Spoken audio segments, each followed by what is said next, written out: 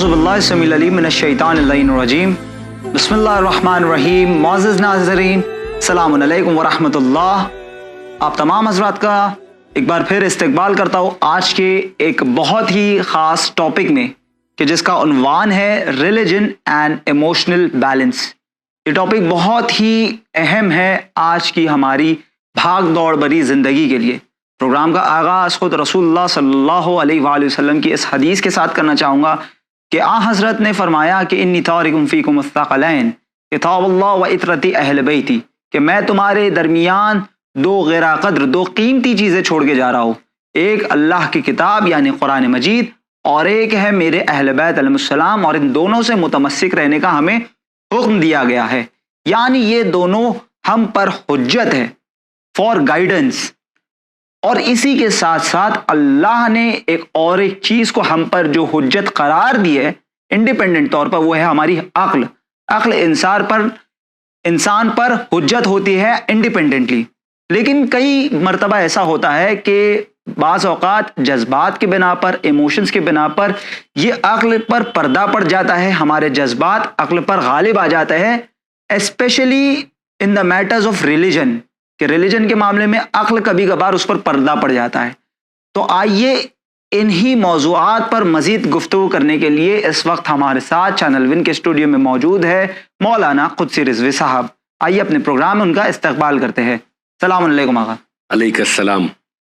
آقا، جس طرح سے ہم نے اس پروگرام کی ابتدا کی کہ خصوصی طور پہ ریلیجن کے میٹر میں جو ہے عقل پر پردہ پڑ جاتا ہے، یا انسان جو ہے اس کی طرف متوجہ نہیں ہوتا ہے جی، اور ہم نے کرائٹیریا بتایا گیا رسول اللہ نے کہ قرآن اور اہل بیت، قرآن اور سنت رسول اللہ صلی اللہ علیہ وسلم۔ تو ہم اس کی روشنی میں جاننا چاہیں گے کہ ہم اپنے جذبات کو کیسے پہچان سکے اور انہیں کس طرح سے کنٹرول کیا جائے، آج بہت ضروری ہے یہ۔ جی، اعوذ باللہ من الشیطان اللعین الرجیم، بسم اللہ الرحمن الرحیم۔ دیکھیے، حدیث ثقلین جو کہ متواتر احادیث میں سے ہے، جس پر کسی طرح کوئی شک و شبہ نہیں وارد ہو سکتا اور کوئی بھی اسے رد نہیں کر سکتا، یہ نہایت امپورٹنس کی حامل ہے، کہ جس میں سرکار ختم مرتبت محمد مصطفیٰ صلی اللہ علیہ وآلہ وسلم نے تمام اپنے چاہنے والوں کے لیے، امت مسلمہ کے لیے ایک بہترین کرائٹیرین ہمیں دیا کہ کتاب اللہ و اطرتی اہل بیتی، قرآن مجید اور ان کی اطرت جو اہل بیت ہے، ان سے تمسک، ان کو پکڑے رہنا، ان کو فالو کرنا ہر مشکل کا حل ہے۔ اور اگر سرکار نے فرمایا کہ اگر تم نے ان دونوں کو تھامے رکھا، ان سے متمسک رہے، ان سے گائیڈنس لیتے رہے، تو میرے بعد پھر کبھی گمراہ نہیں ہوگے۔ اسی سے گائیڈنس لیتے ہوئے ہم آپ کے سوال کی طرف آتے ہیں کہ سب سے پہلی بات کہ جذبات کو پہچاننے کا طریقہ اگر آپ قرآن مجید سے اور احادیث معصومین علیہم الصلوۃ والسلام سے پوچھیں تو پہلی چیز ہے محاسبہ نفس، یعنی اپنے نفس کو ایگزامن کرنا، جی، جسے آپ انٹروسپیکشن بھی کہتے ہیں۔ بالکل، کہ اپنے اندر اتر کے اور خود اپنے آپ کو گوگل کریں، آپ اپنے آپ کو پہچانیں، اپنے آپ سے سوال کریں۔ اس لیے کہ اللہ نے قرآن مجید میں ایک آیت کو رکھا، میں آپ کی خدمت میں پیش کروں کہ وفی انفسکم افلا تبصرون، اور تمہارے اپنے نفس میں بھی ہم نے نشانیاں رکھی ہیں، کیا تم غور نہیں کرتے؟ تو اللہ نے ہمارے نفس کے اندر نشانیاں رکھی ہیں اور ہم سے کہا ہے کہ اس میں غور و فکر کرو۔ یہ وہی محاسبہ ہے، یہ وہی سیلف ایگزامینیشن ہے۔ تو اس لیے کہ آپ کے اندر غم بھی ہوتا ہے، غصہ بھی ہوتا ہے، تکلیفیں بھی ہوتی ہیں، پریشانیاں بھی ہوتی ہیں، ہے نا، خوف بھی ہوتا ہے، خود پسندی بھی ہوتی ہے، اور اس کے لیے آپ کو خود اپنے آپ سے ایک سوال کرنا پڑتا ہے، جی، یہ جو جذبہ میرے اندر آج آیا، یہ کیوں پیدا ہوا؟ بالکل صحیح۔ کیا اس کا جسے کہتے ہیں کہ ریزن خود میری اپنی کوئی شہوت تھی، کوئی کارنل ڈیزائر تھی، کوئی انٹرنل ڈیزائر یا پرابلم تھی، یا یہ کوئی عقلی وجہ تھی؟ یعنی یہ سوال کہ انسان اس جذبے کے بعد اپنے سے ایک سوال کرے اور اس کو اپنی پریکٹس میں لائے کہ I will first question myself. obviously اپنے سوال کرنا ہے. ہم اپنی زندگی میں دوسروں پہ تو بہت سوالات اٹھاتے ہیں اور بہت سے سوالات کرتے ہیں آسانی سے, کسی پہ کوئی سوال بھی داغ دیا, بالکل, لیکن کیا ہم اپنے آپ کو اس نفس کے کٹہرے میں کھڑا کرتے ہیں؟ why did I react like that؟ اس کے پیچھے کوئی نہ کوئی ریزن تو ہوگا نا. کوئی یا تو ہماری اپنی خواہشات تھی جو غالب آئیں, گریڈ تھی, لالچ تھی, فیم تھی, یا اپنے آپ کو بہت سمجھنا, پرائڈ جو بھی ہے, جیلسی, یا کوئی اور عقلی اس کی وجہ تھی. تو ایک یہ چیز ہے. دوسری چیز کہ کنٹرول کیسے حاصل کریں؟ کنٹرول حاصل کرنے کا جو ڈیوائن ٹول ہے وہ ہے تقوی. بے شک اس قرآن مجید سے کتنا اس پہ زور دیا ہے اور کتنا ایمفیسائز کیا ہے.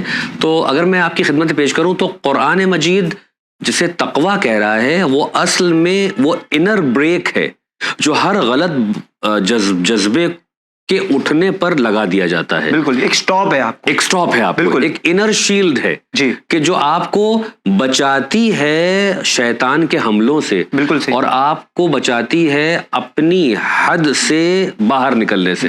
یعنی انسان کو اپنی باؤنڈریز معلوم ہونا چاہیے. یہ کیونکہ یہ ظاہر سی بات ہے کہ بات سے بات نکلے گی پھر. یعنی آج کے دور میں آپ دیکھیے جو ہم اسپیس کی بات کرتے ہیں جسے آپ کمیونیکیشن سائنس میں پروگزیمکس بھی کہتے ہیں, یعنی انسان اپنے دائرے کو پہچانے.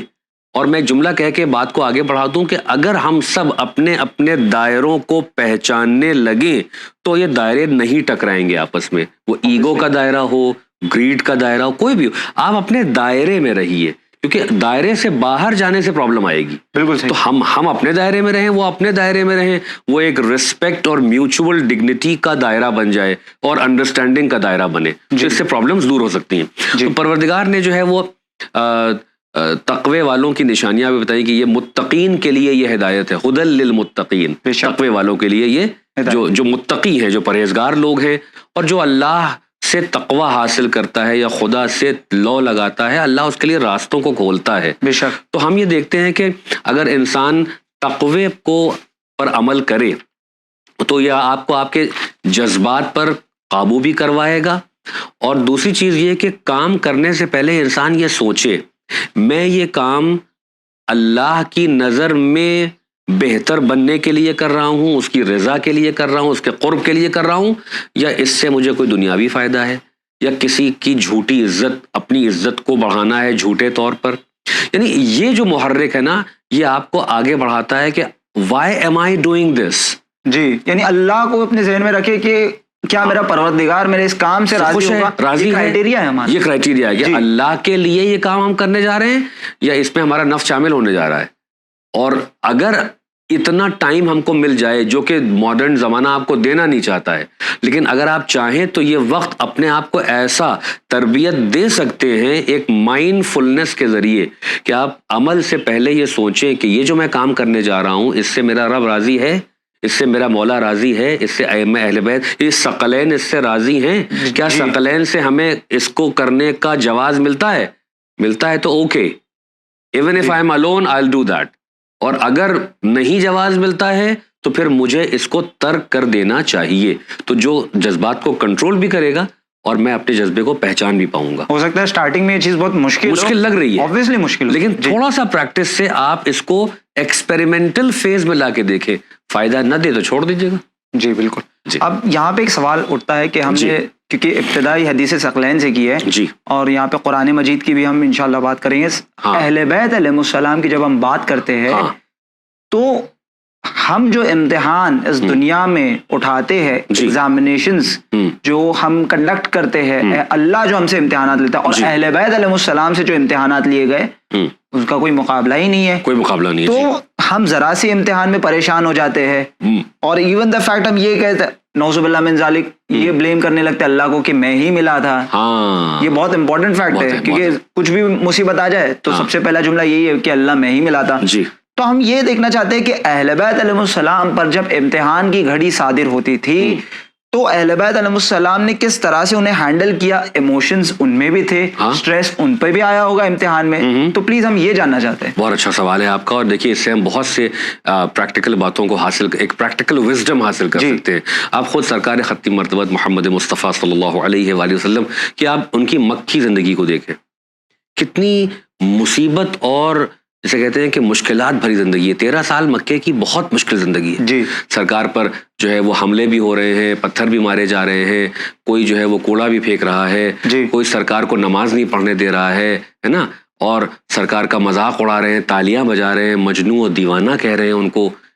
تو ایسی حالت میں آپ سرکار کو دیکھیں, کیا انہوں نے ریاکٹ کیا, کیا غصہ دکھایا, کیا انہوں نے معاذ اللہ خاکم بدہن ابیوزو ٹون اپنایا. الفاظ تو دور کی بات ہے, ٹون بھی ان کا نہیں ہوا. رحمت للعالمین کا صبر دیکھیں آپ. بے شک. اس کے بعد امیر المومنین کا صبر دیکھیں آپ, جس کا حق خلافت ان کے آنکھوں کے سامنے چھین لیا جائے, اور اس کے بعد ان کی اہلیہ شریک حیات کفر مولا کائنات جناب فاطمہ زہرا سلام اللہ علیہا کے در پہ حملہ. اس کے بعد زندگی کے مسائل کم نہیں ہو رہے, بے شک. لیکن مولا کائنات نے کس صبر سے زندگی گزاری ہے. بالکل. اللہ پر اٹموسٹ بھروسہ اور توکل, اور اپنی ڈیوٹی انجام دیتے رہنا جو کار ہدایت ہے. بے شک. لوگوں کی مدد کرنا, یہاں تک کہ اپنے دشمنوں کو بھی وہ مشورہ دینا کہ جس سے دین کو فائدہ پہنچے. یعنی امیر المومنین اور ائمہ علیہ السلام کے اس میں دین واز دا اٹموسٹ پرائیورٹی. یعنی مولا نے اپنا تو پرسنل کوئی وینڈیٹا تھا ہی نہیں نا ان کا. جی. جو کیا دین خدا کے لیے کیا, جو کیا رضا الہی کے لیے کیا اور سرکار کے لیے کیا. لیکن ان کو دشمنی آج تک ان کی نسل یعنی سادات میں آ رہی ہے کہ نہیں آ رہی ہے. جی. یا اگر آپ سادات کو بھی مائنس کریں, خود ان کے چاہنے والے شیعیان علی کو آج بھی بام بلاسٹ میں اڑاتے ہیں. ابھی کل کی بات ہے اسلام آباد ہیں, کیا جرم ہے؟ کیونکہ یہ علی والے ہیں. لیکن علی والے صبر والے لوگ ہیں. میں مثال دوں آپ کو کہ کیا کہتے ہیں سید الصابرین, جی چوتھے امام. بے شک. یعنی یہ الصابرین ہیں, یہ سب سے زیادہ صبر کرنے والے ان کے سید و سردار ہیں. جناب زینب سلام اللہ علیہ کے سامنے پورا ان کا خاندان قتل کیا گیا, مگر بی بی کا جملہ کیا ہے, ما رأیت الا جمیلہ. جی. سوائے حسن کے اور جمال کے کچھ دیکھا ہی نہیں ہے. بے شک. تو یہ دیکھیے, یہ ہے خود امام موسیٰ کاظم علیہ السلام, آدھی سے زیادہ زندگی جو ہے وہ قید خانوں میں گزر رہی ہے. 9 امام ہاؤس اریسٹ ہیں, 10ویں امام 11ویں امام مصیبت پریشانی ہارڈ شپ اسٹرگل بڑھتے چلے جا رہے ہیں, مگر ان کے صبر میں کی انتہا کوئی ڈھونڈ نہ پایا. بے شک. کہ کیا کوئی لمٹ ہے صبر کی بھی. بالکل. امام حسین علیہ الصلوۃ والسلام, ان کے سامنے ان کے کتنی شہادتیں, پورا گھر اجاڑ دیا گیا.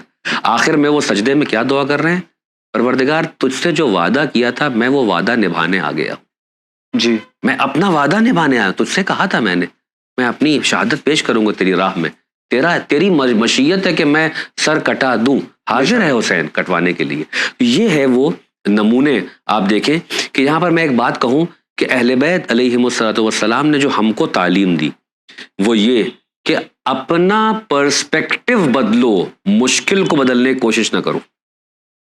مشکل نہیں بدلنے والی, مشکل تو اللہ کی طرف سے آئی ہے نا, ایک آزمائش ہے کہ امتحان آیا ہے اللہ کی طرف سے, اس میں بھی رحمت ہے. جی بالکل. آپ اپنا نظریہ بدلیے کہ آپ اس مشکل کو دیکھ کیسے رہے ہیں. کیا مشکل کو دیکھ رہے ہیں کہ یہ مشکل ہے, ہمیں برباد کر دے گی, ہم تو بیکار ہو جائیں گے, اب کچھ نہیں کر سکتے, یا نظریہ یوں بدلیں کہ اللہ کی طرف سے میری بہتری کے لیے ایک ایگزام آیا ہے, ایک ٹیسٹ آیا ہے, ابتلا آئی ہے تاکہ وہ ہمیں نکھار کے ہارڈ شپ سے گزار کے بیٹر انسان بنا دے. تو ہمارے لیے اپارچونٹی ہے. ہمارے لیے سٹریس کا یہ مطلب نہیں ہے کہ ہم جو ہے وہ ہاتھ پہ ہاتھ رکھ کے بیٹھ جائیں اور ہمیشہ کے لیے بیکار ہو جائیں, رونا دھونا شروع کر دیں. بلکہ مصیبتیں ہمارے اندر کے پوٹینشیل کو ابھارتی ہیں. تو اگر آپ اپنا نظریہ بدل دیں تو مشکل کو جھیلنے کی طاقت زیادہ آ جائے گی, اور انسان جو ہے وہ ائمہ معصومین کی زندگی سے اس سبق کو حاصل کرتا ہے. جی. یعنی ہم یہ بھی کہہ سکتے ہیں کہ سونا بھی اس وقت تک نہیں نکھارا جاتا ہے جب تک اسے تپایا نہ. یہ ایڈورسٹیز جو ہیں وہ آپ کا بیسٹ باہر لے کے آتی ہیں obviously. تو اب یہاں پہ ایسا کہنا چاہیں گے کہ یہ زمانہ ماڈرن زمانہ ہے, جی, اور یہاں پہ ہم یہ کہہ سکتے ہیں کہ پوری زندگی بھاگ دوڑ بھری ہے بہت زیادہ, اور قرآن مجید کی تلاوت سے انسان اکثر غافل رہتا ہے. 50 آیتیں تو دور کی بات کھولتا ہی نہیں ہے قرآن مجید. جی. تو ہم یہ جاننا چاہیں گے کہ اس سٹریس بھرے دور میں انسان کس طرح سے قرآن مجید سے تعلیمات ایکوائر کر سکتا ہے تاکہ وہ اپنے ایموشنل بیلنس کو مینٹین کر سکے. جزاک اللہ. دیکھیے ماڈرن سٹریس کی جو سب سے بڑی وجہ سمجھ میں آتی ہے وہ 2 چیزیں ہیں. ایک ہے فیوچر اینگزائٹی, کل کیا ہوگا, مستقبل کا بہت خیال ہے اور پریزنٹ برباد ہو رہا ہو. جی اچھا، اور دوسرا ہے پاسٹ ریگریٹس، یعنی انسان فیوچر اور پاسٹ میں پھنسا رہتا ہے جس کے سبب سے اس کا حال اور پریزنٹ خراب ہو جاتا ہے. بے شک. ہے نا. اچھا، اب قرآن نے اس کا علاج بتایا ہے. سب سے پہلی بات، اگر فیوچر انگزائٹی زیادہ تر لوگوں کی رسک کے معاملے میں ہوتی ہے. بے شک. کل پتہ نہیں پیسہ ملے نہ ملے، جاب رہے گی نہیں رہے گی، پروموشن ہوگا کہ نہیں ہوگا، بہت سی باتیں. بالکل. تو حلال رزق کماؤ، اللہ کو رازق مانتے ہوئے اللہ پہ بھروسہ رکھو نا. کوئی کمپنی آپ کی رازق تھوڑی نہ ہے، نہ کوئی امپلائی آپ کا رازق اللہ ہے. بے شک. اور اللہ پہ بھروسہ ہے تو وہ اس سے بیٹر حالت میں لے جائے گا. اگر بعض جگہ پر مسائل آ جائیں، کچھ سٹریسفل کنڈیشن آ جائے، کچھ فائنینشیل پرابلمس آ جائیں، تو کیا اس میں انسان پاگل ہو جائے؟ کیا اس میں انسان اپنا سارا صبر پھینکتے امپیشنٹ ہو جائے؟ نہیں، بلکہ زیادہ صبر کو بڑھنا چاہیے کہ یہ میرے پروردگار کی طرف سے میرا ایک ٹیسٹ ہے، کیونکہ وہ مجھ سے بڑی محبت کرتا ہے، لہٰذا وہ مجھے اور نکھارنا چاہ رہا ہے. بے شک. مجھے بیٹر حالت میں لانا چاہ رہا ہے، میری گائیڈنس کے لیے ہے یہ کام. تو یہ آپ کے لیے ایک قرآنی تعلیم ہے. حلال رزق اپنائیے. حلال رزق میں بڑا سکون ہے، انسان اس پہ گھبراتا نہیں ہے، اس پہ پریشان نہیں ہوتا ہے، کیونکہ حلال روزی آپ کے پاس آ رہی ہے جو روح کو بھی نرش کر رہی ہے، بدن کو بھی نرش کر رہی ہے. بالکل صحیح. اور اگر غلط راستے سے آ رہی ہے تو وہ خود ہی بہت بڑا اسٹریس لے کے آ رہی ہے. ہر وقت دل دھک دھک دھک دھک کر رہا ہے، کب میری چوری پکڑی گئی. رزق تو ہے، لیکن ساتھ میں رزق کے ساتھ سٹریس بھی ہے. اسٹریس بھی ہے، یعنی میں یوں کہوں کہ رزق کے ساتھ رزق بھی ہے. جی بالکل. یہ جو انگریزی کا کاف سے رزق ہے وہ زیادہ ہوتا ہے ایسے رزق کے ساتھ، کیونکہ وہ شیطانی راستوں سے آ رہا ہے اور اس سے برکت ہوتی ہی نہیں ہے نا. اچھا، دوسری چیز یہ ہے کہ حقیقی توکل، جو میں نے آپ سے کہا کہ اللہ پر مکمل ریلائنس، خدا پہ بھروسہ. وہ رازق حقیقی ہے، وہ حی ہے، وہ قیوم ہے، وہ نہیں جائے گا بھائی، اس کو موت نہیں آتی ہے. کمپنیز بند ہو سکتی ہیں، کمپنیز بند ہو جائے، اللہ اس سے بہتر راستہ نکال دے گا. جی بالکل. قرآن کی آیت ہے کہ تم کو گمان بھی نہیں ہے تم کو وہ کہاں سے رزق دے گا. بے شک. مگر فلیتق اللہ پہ سے تقوی اختیار کرو. بس آپ کو بھروسہ رکھنا ہے. اللہ بھروسہ رکھیے اور اللہ سے تقوی رکھیے، نہیں اپنے آپ کو حرام سے بچائیے. جیسے روز عاشورہ مولا نے کہا کہ تم میری خطبات کو، میری ہدایتوں کو نہیں سن رہے ہو، کیوں؟ کیونکہ تمہارے یہ شکم حرام غذا سے پر ہے، تمہارا رزق غلط راستے سے تم تک آیا ہے، لہٰذا تم امام معصوم کو دیکھ رہے ہو اور سن رہے ہو، تب بھی تم پر اثر نہیں ہو رہا ہے اور تم میرے خون کو بہانے پر ضد کر رہے ہو. یعنی جی اس حد تک انسان گر جاتا ہے. یعنی وقت کے امام کی باتیں اسے سمجھ میں نہیں سمجھ میں آتی ہیں. مال حرام کا مال حرام. تو اب ہمارے سامنے اس وقت سامنے تو امام نہیں ہے نا، امام ابھی پردے غیب میں ہے، ہم تک ہدایت آ رہی ہے، چھن چھن کے آ رہی ہے، جیسے کہ سورج کی روشنی بادلوں سے آتی ہے. لیکن آپ دیکھیے کہ زندگی کی نے ایسا الجھا کے رکھا ہے کہ آپ نے کہا نا قرآن کھولنے کا موقع نہیں ہے. بالکل. نماز ہے تو وہ پتہ نہیں کب شروع کب ختم ہوئی، سمجھ ہی میں نہیں آیا، فرشتے پیچھے پر بھی نہیں سمیٹ پائے. تو یہ جو ہے کیونکہ ہم جو ہیں بہت زیادہ پریشان ہیں رزق کے معاملے میں، فیوچر انگزائٹی بہت زیادہ. بالکل. اللہ کہہ رہا ہے کہ ایک دعا کی تعلیم ہے کہ ہم نے وَأُفَوِّضُ أَمْرِي إِلَى اللَّهِ إِنَّ اللَّهَ بَصِيرٌ بِالْعِبَادِ. یہ آپ تعقیبات میں پڑھتے ہیں کہ میں نے اپنے تمام امور کو، تمام کام کو، تمام ٹینشنز کو خدا کے حوالے کر دیا. اللہ اپنے بندوں کو بہتر جانتا ہے نا.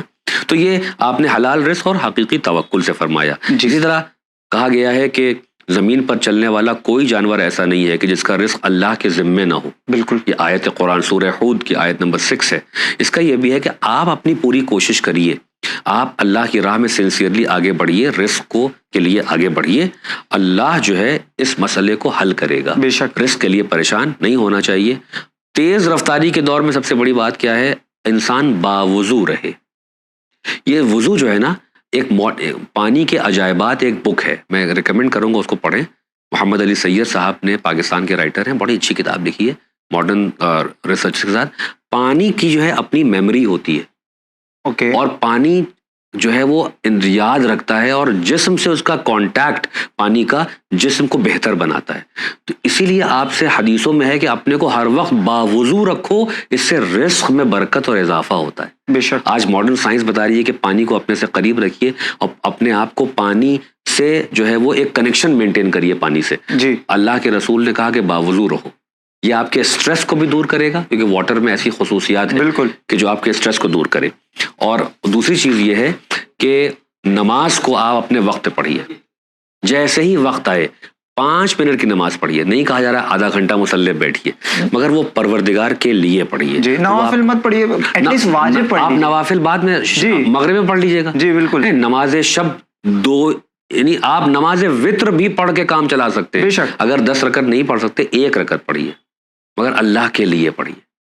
فقط 1 رکعت پڑھیے آپ لیکن خلوص کے ساتھ. لیکن خلوص، کیونکہ یعنی اب اس وقت ہمیں کسی کو دکھانے کے لیے پڑھنا ہے، اپنے رب کی بارگاہ میں. یہ آپ کو ریسیٹ کر دے گا. اور ناپسندیدہ کاموں سے دور رہیے تاکہ نماز میں ایولیوشن آ سکے. بے شک بے شک. اب یہاں پہ ہم نے دیکھا ہے، کیونکہ specifically speaking about financial issues, جی کہ انسان جب بھی فائنینشیل ایشوز میں مبتلا ہوتا ہے، جب بھی پریشانی آتی ہے، ہاں سب سے پہلا انسان کا ریاکشن ہوتا ہے وہ ہے اینگر. ہاں، کیونکہ it is not possible at all کہ انسان پر کوئی ایموشنز غالب آ جائے اور وہ غصے کا اظہار نہ کرے. آج کل تو غصہ زیادہ دکھائی دے رہا ہے، اور اسپیشلی فیملی ممبرس پہ. یعنی دن بھر کا تھکا آ رہا انسان جو ہے پورا جا کے اس کا غصہ جو ہے اپنی بیوی اور بچوں پر، اور اگر ماں باپ ہے تو ماں باپ پر بھی نکلتا ہے. ماں باپ پہ بھی. تو یہ بہت ایکچولی میں بری بات ہے. تو ہم جاننا چاہتے ہیں ثقلین کی روشنی میں کہ اہل بیت علیہ السلام نے، رسول اللہ نے قرآن میں کس طرح سے اینگر مینجمنٹ کو بڑھاوا دیا ہے، اور پیشنس کس طرح سے انسان اختیار کر سکتا ہے. دیکھیے ایک وہ مشہور واقعہ ہے،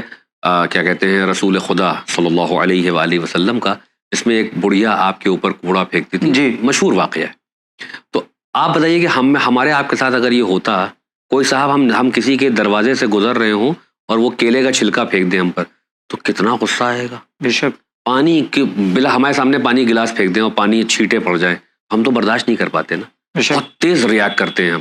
سرکار پہ لگاتار وہ پھینک رہی تھی، اور جس دن نہیں پھینکا اس دن آپ اس کی تیمارداری ہو گئے. What has happened? آج کیا ہوا؟ پتہ لگا بیمار ہے، اس کی دوا کر رہے ہیں، اس کا علاج کر رہے ہیں، اس کے ساتھ بیٹھے ہیں، باتیں کر رہے ہیں. پورا بدل دیا اس کا نظریہ کہ ہم تو کوڑا پھینک رہے تھے اور یہ ہماری ٹیک کیئر کر رہے ہیں. ایک ہی ایگزامپل. جی ایک اور مشہور واقعہ ہے کہ ایک جنگ میں مولا کائنات ایک دشمن کے اوپر جب غالب آئے تو اس نے ایک بدتمیزی کی اور آپ کے مبارک چہرے پر اپنا لعاب دہن پھینکا کہ شاید آپ کو غصہ دلوا دیں اور بچ جائیں، جو بھی ہو. لیکن امیر المومنین نے اس کو اس وقت قتل نہیں کیا، آپ نے اس کو صاف کیا، کیونکہ انسانی تقاضا بھی تو ہے نا. جی اتنا برا عمل تم کرو، تو اس کو صاف کیا اور دوبارہ پھر اس پر غالب آئے اور اس کو قتل کیا، دشمن خدا کو. اور یہی کہا کہ یہ اللہ کی رضا کے خاطر تلوار اٹھتی ہے، میرے پرسنل انٹرسٹ میں نہیں اٹھ رہی ہے. جی اگر پہلی بار کرتا تو میرا ہو جاتا غصہ ہوتا کہ بھائی تم نے ہم کو کیا، ابھی تم کو بتاتے ہیں. جی تو مولا نے یہ اب کتنی بڑی مثال ہے یہ نا. بالکل. تو اس طرح کی چیزیں. اچھا اس کے بعد اب دیکھیے عملی طریقہ کیا ہے. آپ کو جو میں نے پچھلے جواب میں بھی کہا، باوضو رہنا جی آپ کو کے غصے کو بھی کم کرتا ہے. یہ ماڈرن ریسرچ بتا رہی ہے. پانی کا کانٹیکٹ ان ہارمونز کو ٹون ڈاؤن کرتا ہے، کورٹیسول کو کم کر دیتا ہے. تو آپ اگر باوضو رہیں گے تو جہاں بہت سی برکتیں آپ کو گھیرے ہیں، وہیں آپ اپنے اینگر مینجمنٹ کو بھی جو ہے وہ کنٹرول کریں گے، آپ اس کو مینج کریں گے. اور یہ ایکچولی فیکٹ ہے کہ انسان وضو کرتا ہے، ایون نہا بھی لے تو اس کا غصہ اپنے آپ کہا جاتا ہے کہ پانی میں پیر رکھ دیجیے گا بہت غصہ آ رہا ہو تو آپ کو جو ہے وہ ٹھنڈک ملتی ہے. بالکل ہے نا. پانی ایک گلاس پی لیے، بیٹھ کے پانی پیجیے، تھوڑا چلنے لگیے، غصہ دور ہوتا ہے. تو اچھا جہاں پہ آپ کھڑے ہیں وہ جگہ بدل دیں، آپ غصہ کنٹرول ہوگا. جی اعوذ باللہ من الشیطان الرجیم بہت پاورفل سٹیٹمنٹ ہے. شیطان رجیم سے جو ہے میں پناہ چاہتا ہوں اور خدا کی بارگاہ میں جا رہا ہوں. میں یہ اللہ کی بارگاہ میں جانا غصے سے دور ہونا. بالکل. اللہ غصوروں کو پسند نہیں کرتا. بعض روایت میں تو غصہ ہر گناہ کی، ہر برائی کی چابی ہے. انسان غصے میں پاگل ہو جاتا ہے، پھر تو وہ نہ اچھا نہ برا، نہ حرام نہ حلال، نہ سچ نہ جھوٹ، کچھ سمجھ ہی نہیں اسے آتا ہے. پھر وہ شریعت اس کے نزدیک کچھ ہے ہی نہیں، کچھ نہیں ہے. کیونکہ وہ جب پاگل، جب غصے میں وہ آؤٹ آف کنٹرول ہے تو بعد میں اسے خیال ہوتا ہے کہ ارے یہ کیا کیا میں نے کہہ دیا. ریگریٹ کی فیلنگ آتی ہے. بالکل ہے نا. اچھا پھر یہ ہے کہ اگر آپ کے ساتھ کوئی بدتمیزی کرے، آپ کی شان میں گستاخی کرے، کبھی کبھی اس کو پریکٹس کر کے دیکھیں کہ ہم چپ ہو جائیں، خاموش ہو جائیں اور یہ کہیں کہ میں تجھے اللہ کے لیے بخشتا ہوں، جو ائمہ کا طریقہ تھا. امام حسن علیہ السلام کے دور میں ایک آدمی اس کو شام سے بھیجا ہی گیا کہ جا کے ان کے بارے میں بری بری باتیں کہو، جو سمجھ میں آئے کہو. جی وہ کہتا رہا. مولا سنتے رہے. جب وہ تھک گیا تو مولا نے کہا لگتا ہے تو مسافر ہے، اگر بھوکا ہے تو میرا دسترخوان حاضر ہے، سواری چاہیے میرا گھوڑا حاضر ہے، قیام کرنا ہے میرا گھر حاضر. پلٹ گیا. یہ کیا ہوا؟ میں تو ان کو ابیوز کر رہا تھا اور یہ مجھ کو سخاوت اور مجھ پہ مہربان. تو یہ بھی پریکٹس میں ہم لا سکتے ہیں. جی بالکل. جی اور جی فرمائیں. جہاں تک بات کریں کہ قرآن مجید کی، ہاں تو اسپیشلی انسان جب ریگریٹ کی فیلنگ میں رہتا ہے ہاں تو پہلے تو غصہ کر لیتا ہے ہاں اور ریگریٹ ہو جاتا ہے. جی اور اس صورت حال میں وہ اکثر اینگزائٹی اور ڈپریشن کا شکار ہوتا ہے. ہاں. تو اس کا کیا علاج ہے قرآن کی نظر میں؟ دیکھیے قرآن نے گریف کا اور غم کا یعنی سے اور اینگزائٹی جو ہے فکر ہے اس کا علاج ہے صبر اور توکل کو کمبائن کیا ہے. جی یعنی صبر کا مطلب ہرگز یہ نہیں کہ برداشت کر لینا، بلکہ صبر کا مطلب ہے کہ اپنے آپ کو تھامے رکھنا خدا کی رضا کے لیے. یعنی ہمارے پاس طاقت ہی جواب دینے کی. بزدل صبر نہیں کرتا ہے، اصل میں بہادر صبر کرتا ہے، شجاع صبر کرتا ہے، جو بریو اور کریجس ہے وہ صبر کرتا ہے. بزدل تو کے پاس تو طاقت ہی نہیں تھی تو صبر کیا کیا اس نے؟ اس کے تو وہی سچویشن ہے، وہی ہاں جی اسی میں ہے. لیکن ہمارے پاس طاقت تھی کہ ہم آپ کو اس سے بڑھ کے جواب دیتے اور آپ کو اس سے خطرناک ریاکشن دیتے، مگر ہم غصے کو پی گئے. والکاظمین الغیظ قرآن کہہ رہا ہے، جو اپنے غصے کو پی جاتے. امام موسیٰ کاظم علیہ السلام. تو یہ ائمہ کی تعلیمات دیکھیے، قرآن بھی تعلیم دے رہا ہے، اہل بیت بھی تعلیم دے رہے ہیں. تو قرآن نے ایک بہت ہی خوبصورت مثال بھی دی ہے. یعنی کہ اللہ نے کہا کہ اے ایمان والوں صبر اور نماز سے مدد لو، وَاسْتَعِینُوا بِالصَّبْرِ وَالصَّلَاةِ. کیونکہ صبر جو ہے نا وہ ایسی سواری ہے، مولا کا قول ہے کہ جو اپنے سوار کو گرنے نہیں دیتی ہے. کیا خوبصورت کلام ہے امیر المومنین علیہ الصلوۃ والسلام کا. لہٰذا جو یہ ایک ایکٹیو ورچو ہے صبر، اور اگر آپ اس کو اللہ کے توکل سے کمبائن کر دیں تو پھر یہ اور پاورفل ہو جاتا ہے. بے شک. اچھا تو خدا پہ بھروسہ ہے ہمارا، تو جو اللہ کہہ رہا ہے کہ ان مع العسر یسرا فان مع العسر یسرا. تو اگر ابھی کچھ پرابلمس ہیں، کچھ اینگزائٹی ہے، کوئی ڈسٹریس ہے، تو اس کے ساتھ ہم نے نیکیوں کو، اچھائیوں کو اور کیا کہتے ہیں آسانیوں کو ساتھ رکھا ہے ہم نے. بالکل. تو تھوڑی دیر کی پرابلم کے ساتھ ہے، اس کو صبر سے تھام لو تو آگے جو مسئلہ آئے گا وہ سالو ہو جائے گا انشاءاللہ. بالکل صحیح. یہ ہے تعلیم قرآن کی. اور ایون دا فیکٹ بعض علماء کا یہ کہنا ہے کہ اللہ کے غضب اس کے غصے سے زیادہ اس کی رحمت ہے. ہاں اور انسان کو اس پر مایوس نہیں ہونا چاہیے. نہیں ہونا چاہیے، کیونکہ مایوسی کو تو اللہ پسند بھی نہیں کرتا، نہ مایوس لوگوں کو پسند کرتا ہے. اللہ کہہ رہا ہے کہ اللہ کی رحمت سے مایوس ہرگز نہ ہوا کرو، اور اس کے بعد وہ کہہ رہا ہے کہ میری رحمت میرے غضب سے آگے آگے چلتی. ان اللہ یغفر الذنوب جميعا. ہاں سارے گناہوں کو اللہ بخش دے گا، بے شک. مگر یہ ہے کہ تم اس کی رحمت سے مایوس نہ ہو. بے شک. جی. اور آخر یہ سوال ہے ہمارا جی کہ یہ ماڈرن زمانہ ہے، سوشل میڈیا کا زمانہ ہے. ہاں.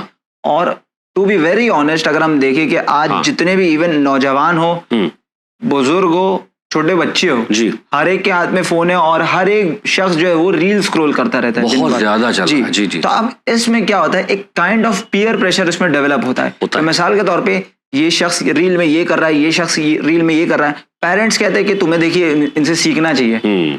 اکثر بچوں پہ بھی یہ پریشر، پیئر پریشر ڈیولپ ہوتا ہے. تو ہم یہ جاننا چاہتے ہیں کہ اس سچویشن کو اسٹیبلائز کرنے کے لیے اسلام کا کیا اپروچ ہے؟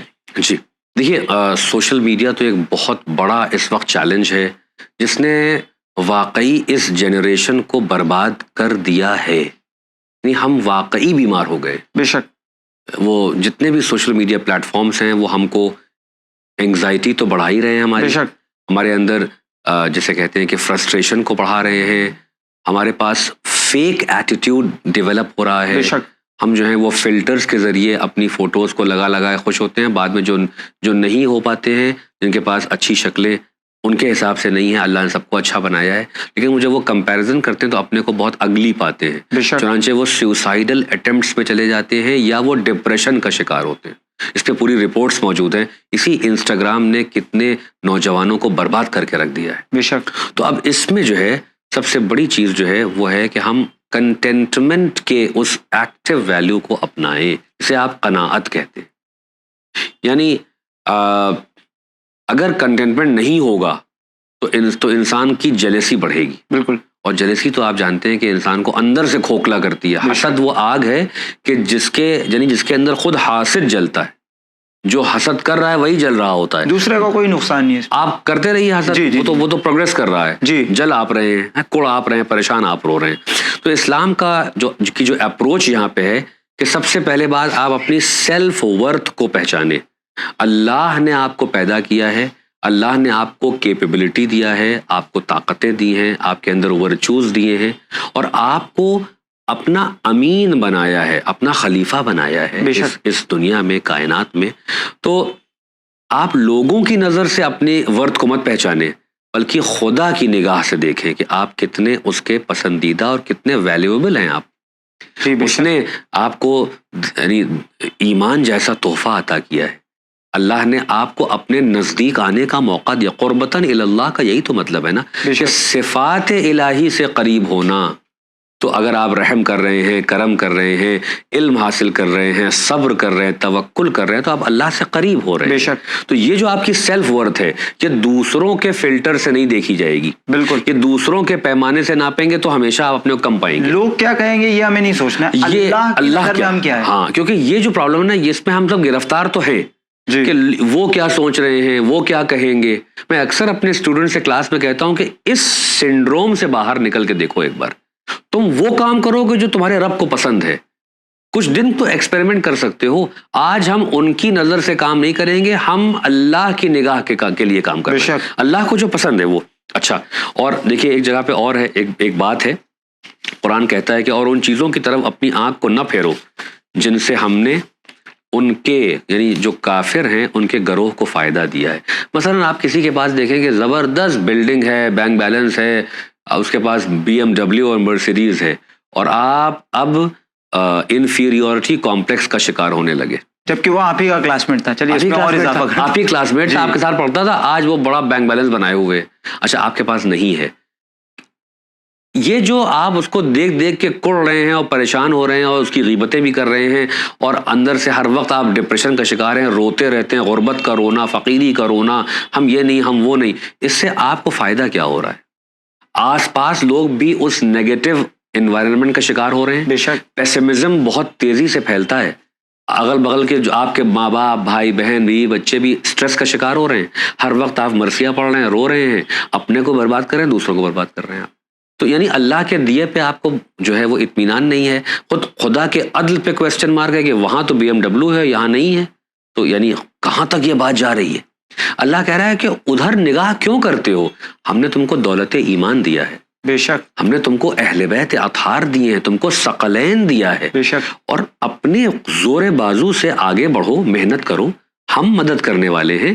اگر نہیں بھی BMW حاصل کر پائے تو کون سا نقصان ہو گیا؟